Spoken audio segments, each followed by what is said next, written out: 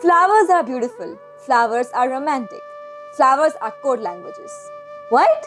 Yes, you heard that right. Historically, flower motifs and etiquette have been used to communicate in many cultures, but today we are talking about two of them: Victorian florography versus the Mughal florography. So I always have a hard time pronouncing it, but let's start with the Victorians first. They were extra, to say the least. Basically, they used flowers as a popular 19th century coded communication system that was used to express emotions, especially emotions like romantic love or disdain from somebody, that etiquette seemed improper to speak aloud or to communicate directly. Like, there's a whole book written on this particular topic. Would you believe that? Do you remember that game, by the way? I'm not sure if you guys played that game, but when I was younger, very young, just like that game of, like, truth and dare or whatever, there was also this game of, like, roses something, like who would you give white rose to, red rose to, like red rose for crush, yellow rose for the friend, whatever. I'm not gonna go too deep into that right now, but color symbolism was super prevalent. So white rose denoted purity, innocence, sweetness, a new beginning, a fresh start. Red rose was love, romantic love. Deep crimson, dark colored rose was used for expressing mourning, not morning, mourning. Pink rose was used for grace, happiness, and gentleness.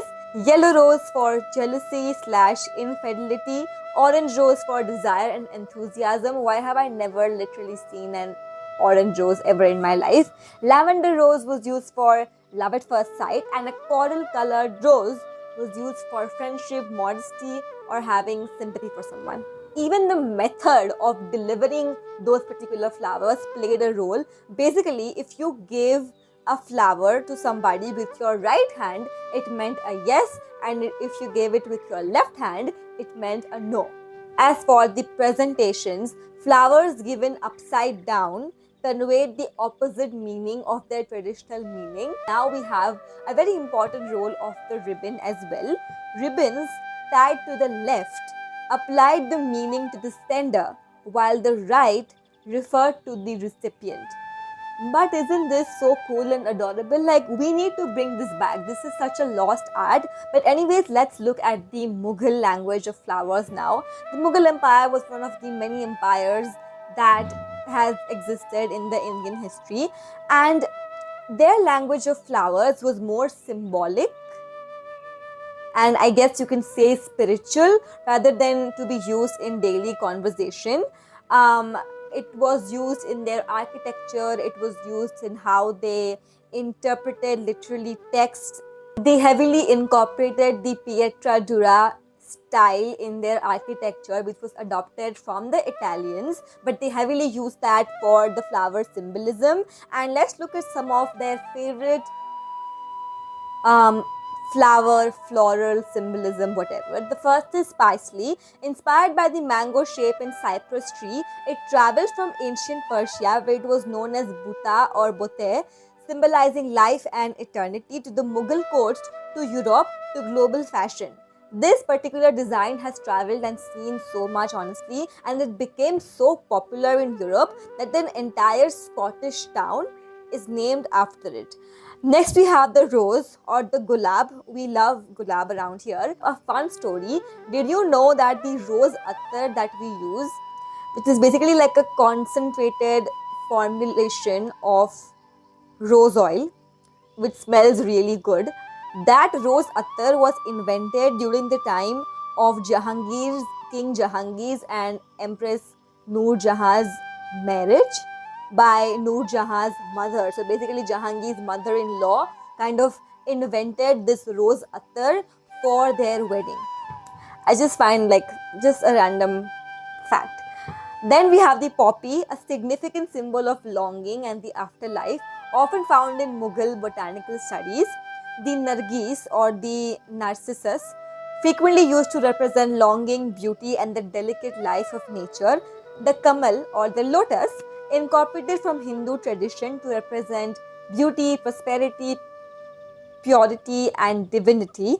The tulip symbolized power and paradise, especially in Persian traditions, a tradition that obviously the Mughals were highly influenced by. The pomegranate used in architectural decoration.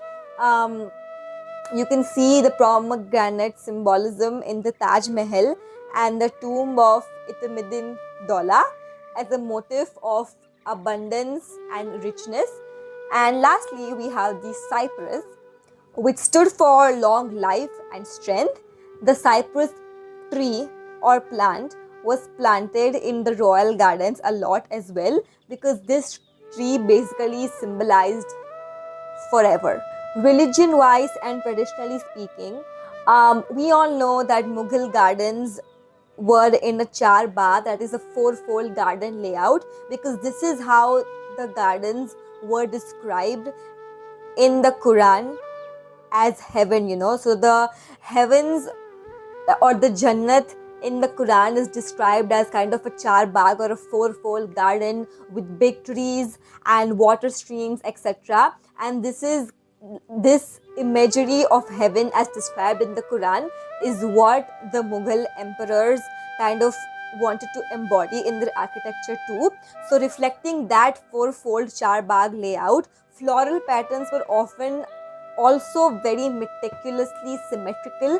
Like they were obsessed with symmetry. You can see the Taj Mahal, you can see most of the Mughal monuments, their florography, everything had to be super symmetrical. And flowers in general just represented Jannah, that is paradise, creating a visual garden of paradise within palaces or just within their broader culture around them.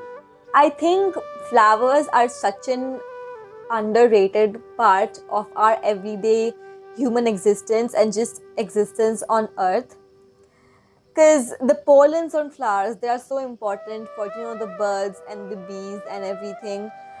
As we just saw right now, the Victorians used them and made it conversational, made a simple plant as literally as a means of communication. And we also saw how the Mughals, almost in contrast, made it more transcendental or more otherworldly to incorporate that pictography in their architecture and in their everyday surroundings. Like flowers in general, I talked about this more in this video of mine, but please, I'm begging you, especially in spring, go out there and actually touch flowers. Don't taste them because they can be surprisingly poisonous. Did you know that, by the way? Some flowers petals are really poisonous, but get the feel of them, the different textures, the minute details, just the beauty of nature, that in itself is just so awe-inspiring. Like truly, as they say, that God is the greatest artist of all. So anyways, on that positive note, I will end this video here. And if you want more videos from me where I attempt to tie various global cultures and personalities together, then consider subscribing, and hopefully I'll see you next time. Thank you so much for watching.